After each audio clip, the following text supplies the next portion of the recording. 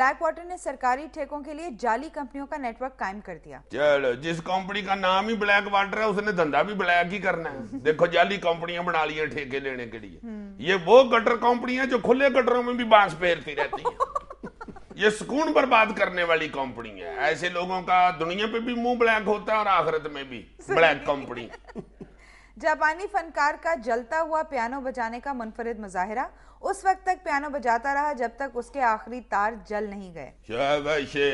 मेरा ख्याल है इस फनकार ने कहीं लिखा हुआ पढ़ लिया है कि फनकार जलकर ही कुंदन बनता है। जापानी तो पहले ही बोल रहा हो तो लगता है उसने गरम गरम बोटी खा ली है। क्या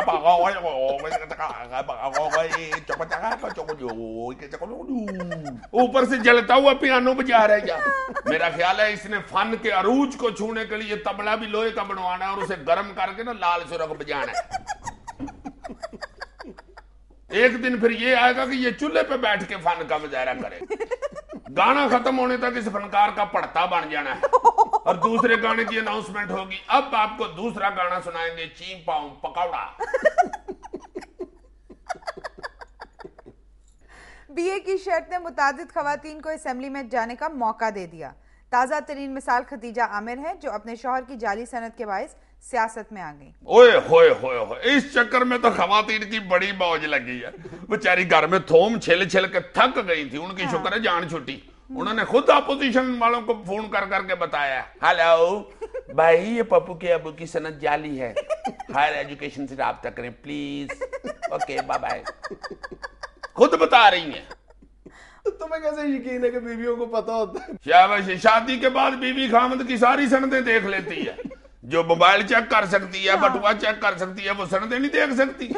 बीवी तो शादी के बाद पहली लड़ाई में खामद को ताना ही जहालत का देती है। गफूर, मुझे तो पहले दिन नहीं पता चल गया तो तुम अनएजुकेटेड हो जब तुमने मेरा घूंघट उठाते हुए कहा था, may I pick up this shutter.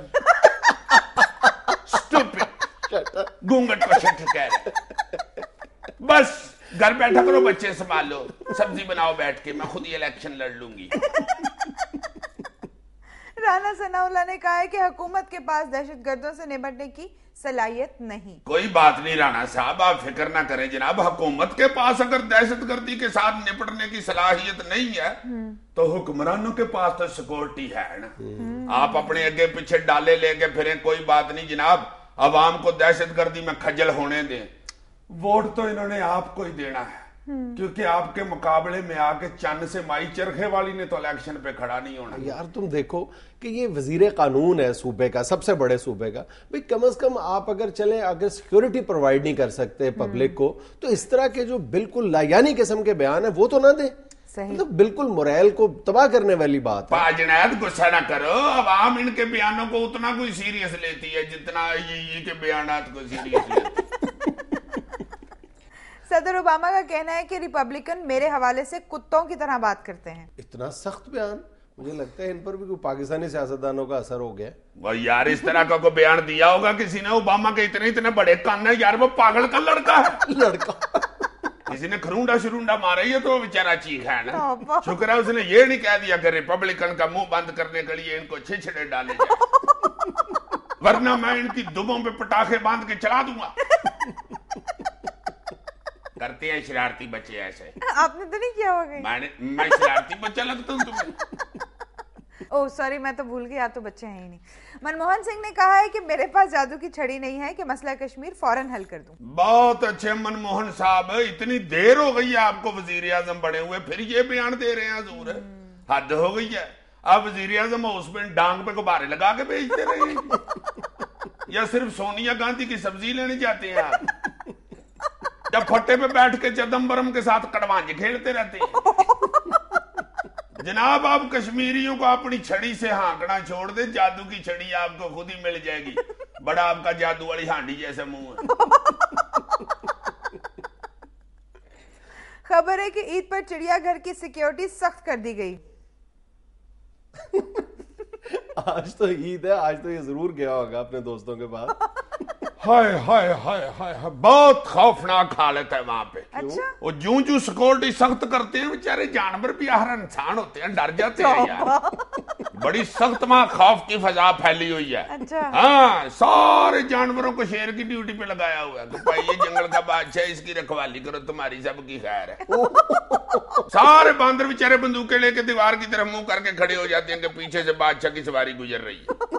जंगल का बादशाह भाई, उसको तो संभालना ही है उन्होंने। बांदरों बेचारों को कह दिया अपनी हिफाजत खुद करें, उनको पिस्तौलें दे दी, उनको चलानी भी नहीं आती, ना उनके पास लाइसेंस है बेचारों के पास, डरते फिरते हैं। एक बांदर तो पिस्तौल साफ करते हुए चला भी बैठा है, अपना कजन मार बैठा है, उसकी बकरी मुखालफत चली हुई है पिंजरे में। हाँ हाँ, राफे को तो कह दिया कि भाई जी आपका कद बहुत ऊंचा, आप शर पसंद नासिर पे नजर रखें। वो बेचारा बाहर ही देखता जा रहा है, गुआद नहीं रहा इधर से।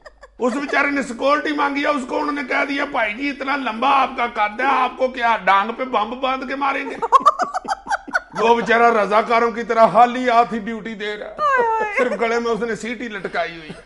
हाथी को तो गवर्नमेंट ने सीधा कह दिया भाई जी आप इतने पैसे कमाते हैं, बच्चों को सवारी सूरी भी कराते हैं, आपकी सूंड में भी बच्चे पैसे डाल जाते हैं, इतनी दौलत आपने कब्र में लेके जानी है? जरदारी साहब ने जो बयान दिया, अपनी हिफाजत खुद ही करो। वो बेचारा अपनी सूंड में बरूद भर के खड़ा है, बरूद की वजह से उसकी सूंड बिल्कुल सीधी हुई है। वो तो कह रहा है मेरे नजदीक जो भी आया मैंने ये मिसाइल चला देना, मैं बता दूं तुमको। मगरमच्छ बेचारा बड़ा दुखी हुआ है। अच्छा। मैंने कहा तुम क्यों दुखी खड़े हो गए? भाई तेरे की दशा, मुझे एक डबल नाली वाली बंदूक दी थी, मुझे क्या पता था, मैं लेके उसे पानी में घुस गया, सारे कारतूस ही के ले हो गए। ज़ेबरे बेचारे ने अपने ऊपर रंग करा के सारी अपनी धारियां खत्म कर ली हुई और ऊपर पेंटर से लिखवाया हुआ था मैं ज़ेबरा नहीं खोता हूँ। ज़ेबरे की जान को खतरा था यार, अमीर जानवरों को खतरा होता है, खोते को किसने मारना बेचारे को।